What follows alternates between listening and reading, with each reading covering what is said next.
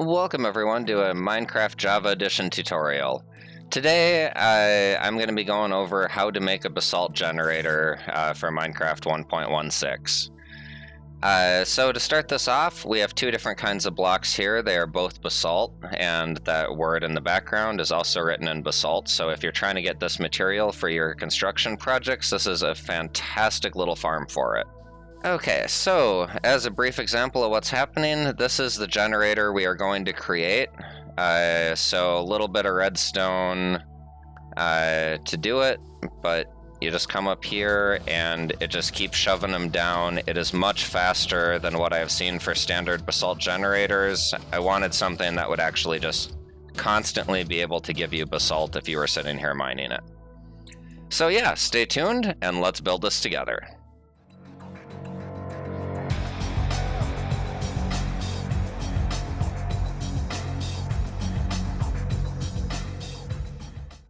Okay, so to start this off, we are going to need a few materials. We are going to need 2 chests and 2 hoppers and 3 obsidian. You're also going to need 4 pistons and 9 redstone repeaters and 2 patches of soul soil. Those are the exact quantity ingredients for this I have. You're also going to need 2 blocks of blue ice. Yeah, you're going to need some sort of solid block, something that will be able to conduct a redstone signal. You're also going to need some slabs. You can use solid blocks if you don't feel like using slabs, but I personally prefer slabs. You're also going to need 2 buckets of lava, a bit of redstone dust, and 1 redstone torch just to ignite the circuit. So, on that note, let's get started.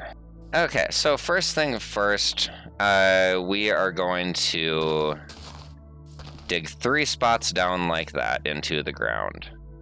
And then we're going to put chests like that so that we have 1 big chest, and we're going to get a hopper going into that chest and then another hopper going into that hopper. And this should be the starting of our epic little basalt generator.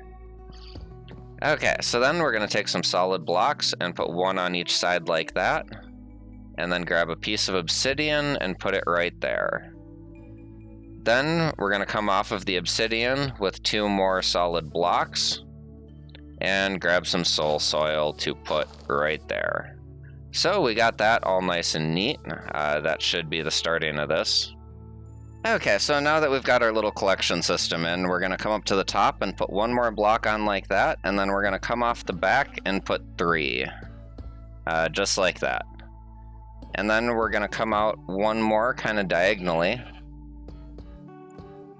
So we have this kind of shape going on. Then you're going to want to grab a temporary block, use whatever you want, put 1 there and a piece of obsidian, and then get rid of your temporary block. And we're just going to repeat the process on the other side.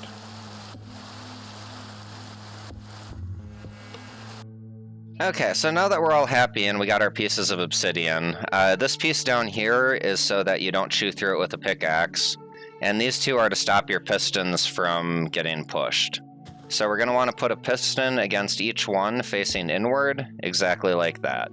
And this way we have pistons that can't accidentally shove each other. Okay, now again we're going to need some sort of temporary block, and you're going to put a temporary block on each of those spots, and then a piece of blue ice like that, and delete your temporary blocks. So we are all good, and now it is time to grab some lava. So with the lava, we're going to put 1 bucket there and 1 bucket there, and it should immediately turn into basalt and block those pistons, so we're all good to go. That is all we need. Okay, so now we have it looking like this. We are going to, again, need another temporary block and put it up there, and then we're going to need to grab our last piston. And this piston, we're going to want to make sure it faces downward, exactly like that, and then come up and get rid of your temporary block. So this farm should function. The pistons should each shove their block in, and then this piston should shove it down, and we should get a nice speedy basalt generation with this. So, time to do some redstone. Hope you're ready for it. It's not that bad, but yeah, it's a little unique.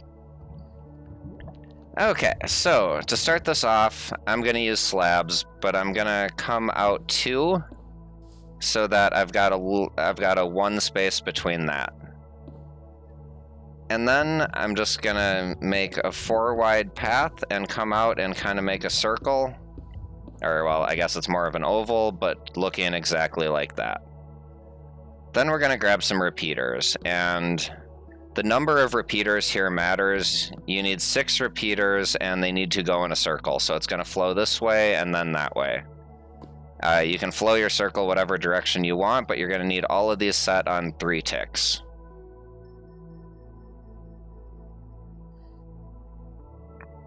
Okay, and then I'm gonna grab some redstone dust, and I'm just gonna connect this with redstone dust. So that should be all good. Okay, so now that we have our redstone loop in place, we're gonna need to connect this to our pistons. So on this side, I'm gonna come off the back. You can do this any way you want. But you're going to need to bring these slabs over to the obsidian, and you're going to need to make sure the pathway is the same length on both sides for this farm to function optionally. So that side we're going to do like that, and then this one, since we want it to come off the exact opposite corner of the redstone, we're going to come off like this. And I'm just going to put that block in place, and we're going to come out. And since we have that little loop thing going on over there, we're going to need to come like this so that they are the same length and kind of zigzag it like that. Oh, this weather just will not be nice to me. It keeps raining.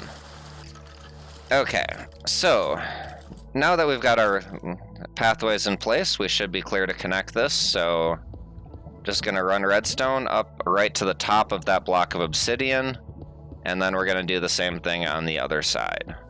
So it'll go exactly like that. Now we are going to need to grab a couple more slabs, and we're going to need to come in 2 there and 2 over here, and then grab a repeater, and we're going to want this going directly into the piston. We do not need any tick delays on that. Okay, then we're going to need to place our last 2 repeaters. One is going to go here, and it needs to be a 1 tick delay, and one is going to go here, and it also needs to be a 1 tick delay. And then we are just going to connect this with redstone. So this should be all of our redstone circuitry, and everything should be all good and done.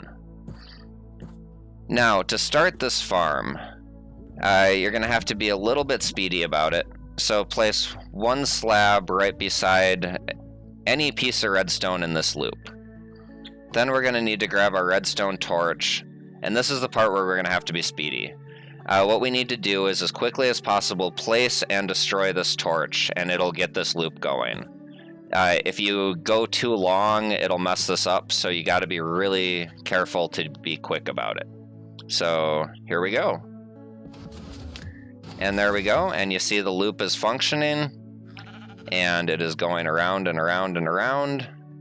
And we have our basalt over here. It has shoved down nicely, so gonna change this to survival mode just to show you how this works. Okay, so then you can just grab a pickaxe, and you should be able to just whack at this little piece of basalt and get all the basalt you ever need.